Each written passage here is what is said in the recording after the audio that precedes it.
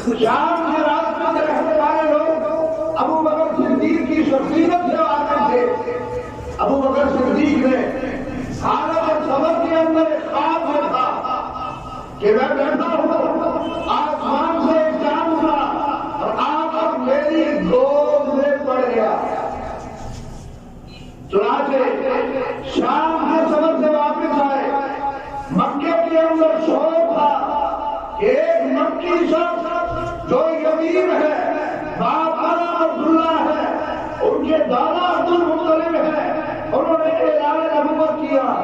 حضور کے ساتھ صدیق اکبر کا دوستانہ پہلے سے تھا۔ جب ملاقات ہوئی، نبی مکرم صلی اللہ علیہ وسلم نے اپنا دین پیش کیا، ایمان کی دعوت دی۔ صدیق اکبر رضی اللہ تعالیٰ عنہ وہ شخص ہے جن کے بارے میں حضور نے خود فرمایا کہ جس کو میں نے اسلام کی دعوت دی، کسی نے مجھ سے شہرت مانگی، کسی نے جا کے مشورہ کیا، پوری امت کے اندر ایک انسان ایسا ہے کہ جس کے سامنے میرے ایمان پیش کیا، بغیر سوچے سمجھے میرے ایمان کی دعوت پر لبیک جس نے کہا وہ ابو بکر صدیق ہے۔ یہ رات کسی صحابی کو حق کر رہی، نہ عمر فاروق کو، نہ عثمان بن نعیم کو، نہ کسی اور صحابی کو، وہ ابو بکر صدیق ہے۔ یہ سلسلہ چلتا رہا، چنانچہ ایمان کی دعوت ہوتی رہی۔ جب 38 مسلمان ہو گئے، صدیق نے آ کے عرض کیا، یا رسول اللہ صلی اللہ علیہ وسلم، اب تو کچھ گنتی کے لوگ ایسے ہیں کہ وہ مسلمان ہیں، اب تو دین کی دعوت عام ہونی چاہیے، آپ کا کیا خیال ہے؟ آپ نے فرمایا ٹھیک ہے۔ ابو بکر صدیق گئے، مسجد حرام کے بعد جا کر کھڑے ہو گئے، آنے جانے والے کو ایمان کی دعوت دینے لگے۔ مکے میں تو حرام مچ گیا کہ پہلے ایک تھے اور اب آپ کے اصحاب نے بھی یہ کام شروع کر دیا کہ لوگوں کو ایمان اسلام کی دعوت دینا شروع کر دی۔ مکے میں کافر جمع ہوئے، ابو بکر صدیق کو مارنا شروع کیا، اتنا مارا کہ آپ زخمی ہو گئے۔ آپ کے قبیلے کے لوگوں کو خبر پہنچی، انہوں نے آ کے چھڑایا، اٹھا کے گھر لے گئے۔ حضرت عثمان، حضرت عائشہ کہتی ہے کہ جب آپ کے چہرے انور سے اور آپ کے سر مبارک سے خون صاف کرتے تھے، خون صاف کرتے ہوئے جہاں ہاتھ لگتا، سر کے بال، داڑھی کے بال ادھر سے ہاتھ پہ آ رہے ہوئے۔ چنانچہ آپ بے ہوشی کی حالت میں تھے جب آپ کو گھر منتقل کیا گیا۔ حدیث میں آتا ہے آج محبت کے نعرے ہمارے میں سے موجود ہے، حضور کے ساتھ عشق ہے، حضور کے ساتھ محبت ہے۔ محبت کا دعویٰ اور چیز ہے، محبت اور چیز ہے۔ محبت صدیق اور صدیق سامنے ہے۔ حدیث میں آتا ہے صدیق اکبر کو جب ہوش آیا، آنکھیں کھولی، پانی اور دودھ پیش کیا گیا، یہ آپ کی گئے بے ہوش میں۔ صدیق اکبر نے آنکھیں کھول دی، نہ دودھ نہ پانی، کسی چیز کو قبول نہیں فرمایا۔ فرمایا بتاؤ میرے محبوب کا حال کیسا ہے؟ زخمی حالت میں کہا پانی پیجیے۔ فرمایا جب تک مصطفیٰ کا چہرہ نہیں دیکھ لیتا پانی نہیں پیوگا۔ یہ ہے محبت۔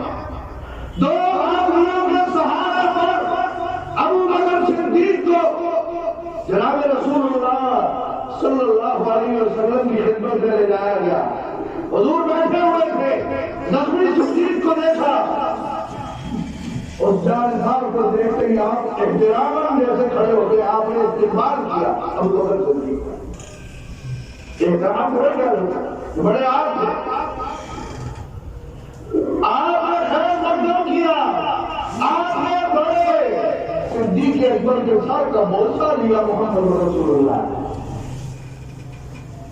چنانچہ سیدنا صدیق اکبر رضی اللہ عنہ بھی بیٹھے اور سر تو کیا آنکھیں کیا، روایات میں آتا ہے محدثین نے لکھا ایسے ویسے صدیق نے اپنا دل نکال کے محمد رسول اللہ کے قدموں میں رکھ دیا. چنانچہ صدیق اکبر کو یہ مقام ایسے نہیں ملا. صدیق نے اپنے دعوے محبت کو حضور کے سامنے یوں سچ کر کے نہیں دکھایا. حدیث میں آتا ہے ایک دفعہ حضور کی خدمت میں بیٹھے تھے. عرض کیا یا رسول اللہ میری 3 خواہشیں اور فرمایا پہلی خواہش یہ ہے کہ مال میرا ہو خرچ محمد رسول اللہ کا. بیٹی میری ہو مصطفیٰ کے نکاح میں ہو اور نکاح میری ہو نظر آنے والا چہرہ مصطفیٰ کا. ان 3 حسرتوں اور خواہشوں کے علاوہ صدیق کی زندگی میں کوئی خواہش نہیں. چنانچہ آپ صلی اللہ علیہ وسلم کی نظر میں صدیق اکبر کا خود کیا مقام تھا. حدیث میں آتا ہے انہوں نے ارشاد فرمایا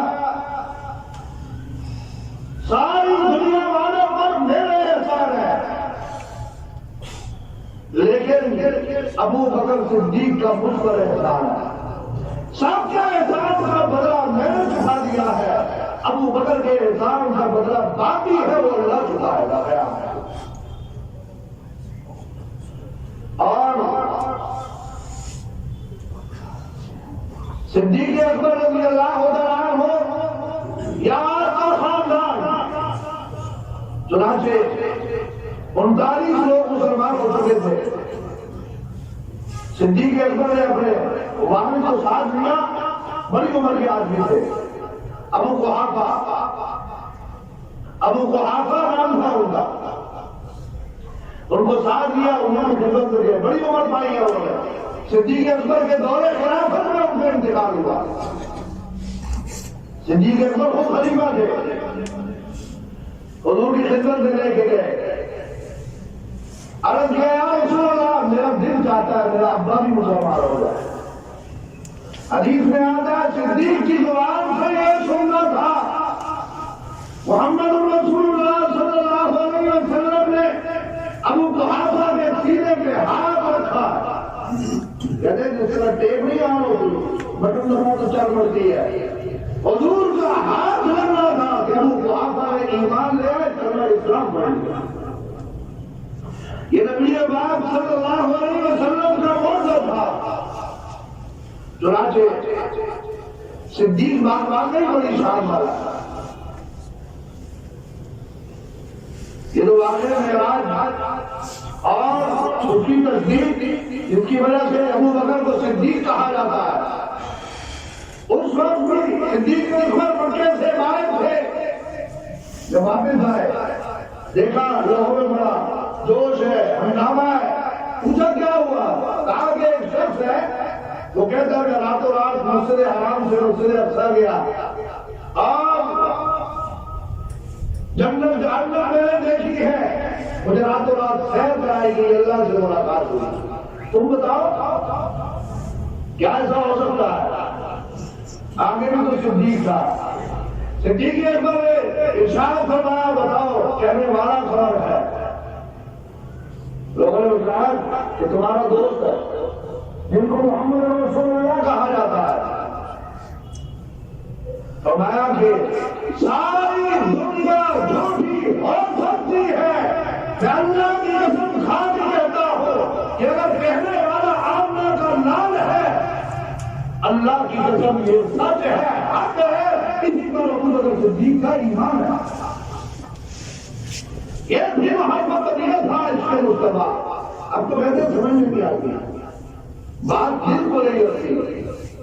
یہ بات کسی کے دل کو لگتی تھی لیکن وہاں کہنے والا اگر محمد مصطفیٰ ہے صلی اللہ علیہ وسلم تو آگے تصدیق کرنے والا بھی ابو بکر صدیق ہے.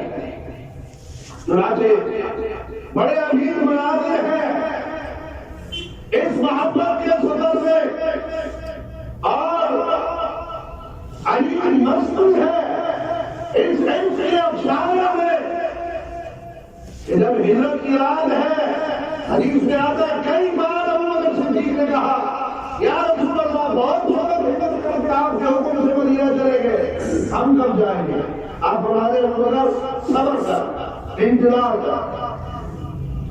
لیکن جو عزت والی رات ہے، حدیث میں آتا نبی اکرم صلی اللہ علیہ وسلم ساتھ ہے، جب غار ثور چڑھائی کے لیے جبل ثور میں پہنچے، ابو بکر صدیق نے عرض کیا یا رسول اللہ چڑھائی مشکل ہے، وقت بھی اچھا نہیں ہے، مناسب ہوگا کہ آپ سوار ہو جائیں میرے کندھے پر جو اٹھا دے گا۔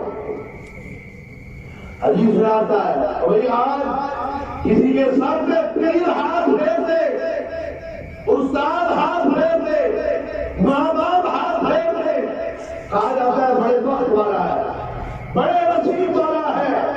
حدیث میں آتا ہے ابو بکر صدیق نے جب کندھے میں اٹھا، نیچے سے لے کے وہاں تک محمد رسول اللہ نے دونوں ہاتھ صدیق کے سر پہ رکھے ہوئے۔ ایسا خوش نصیب کوئی صحابی بھی نہیں ہے جس کو اتنی لمبی رفاقت، اتنی لمبی صحبت، ایسی محبت اللہ اور اس کے رسول کی طرف سے نہیں ہوتی۔ غار میں ہوتے، غار کا منظر معروف ہے، اور چونکہ جمعے میں وقت بہت مختصر ہوتا ہے، اس لیے سارے واقعات کو تفصیل سے بیان کرنا اس کے لیے بھی ایک لمبا وقت ہوتا ہے۔ لیکن بہرحال میرے اور آپ کے لیے درس ہے کہ کلمہ ایمان پڑھنے کے بعد اگر ایمان زیادہ ہو اور اس ایمان کی وجہ سے محبت رسول کی بات ہو تو اس میں صدیق کے علاوہ شاید مثال کے لیے کوئی اور اچھا نہیں ہو سکتا۔ سب سے عمدہ مثال ابو بکر صدیق ہے، جس کا سارا ڈرامہ، حتیٰ کہ حدیث میں آتا ہے ابو جہل کو جب پتہ چلا کہ محمد رسول اللہ نے مکہ چھوڑ دیا، ابو بکر کے گھر کے دروازہ بجایا، اندر سے حضرت اسماء پوچھا تمہارا ابا کہاں ہے؟ کہا معلوم نہیں۔ کہا محمد رسول اللہ کہاں ہے؟ کہا معلوم نہیں۔ ابو جہل نے ایک زوردار تھپڑ مارا جس کی وجہ سے کان میں پڑی باری بھی نیچے گر گئی اور کان زخمی ہو گیا۔ یہ مقام ایسے نہیں ملتے، ابو بکر کو یہ عظمتیں ایسے نہیں ملی، صدیق نے کسی قربانی سے دریغ نہیں کیا۔ حضور کو جب مانا اسلام اور ایمان کے لیے سارے صحابہ پیچھے ہیں، ابو بکر سب سے آگے۔ حدیث میں آتا ہے کہ ایک مرتبہ آپ نے اسی طرح مالی امداد کا اعلان کیا کہ مسلمانوں کو ضرورت ہے، جیسے آج بھی مختلف مواقع میں ایسا ہوتا ہے، جیسے اب فلسطین چل رہا ہے، اللہ ہم سب کو بھی صدیق جیسا ایمان نصیب کر رہا ہے۔ چنانچہ حضرت عمر آئے اور آپ کے حضور کی خدمت میں اپنا مال پیش کیا، پوچھا عمر گھر کیا چھوڑ کے آیا ہے؟ حضرت عمر نے عرض کیا یا رسول اللہ آدھا چھوڑا ہے ہمارا لے آیا ہوں۔ چنانچہ تھوڑی دیر کے بعد ابو بکر صدیق آئے، حضور نے یہی سوال ابو بکر سے کیا، ابو بکر گھر کیا چھوڑ کے آیا؟ کہا اللہ اور اس کے رسول کے سوا گھر کچھ نہیں چھوڑ کے آیا، مجھے خدا چاہیے، خدا کا رسول چاہیے۔ جو گھر میں تھا حتیٰ کہ دیوار میں لگی ہوئی چھری وہ بھی میں لے کے آپ کی خدمت میں پیش کر رہا ہوں۔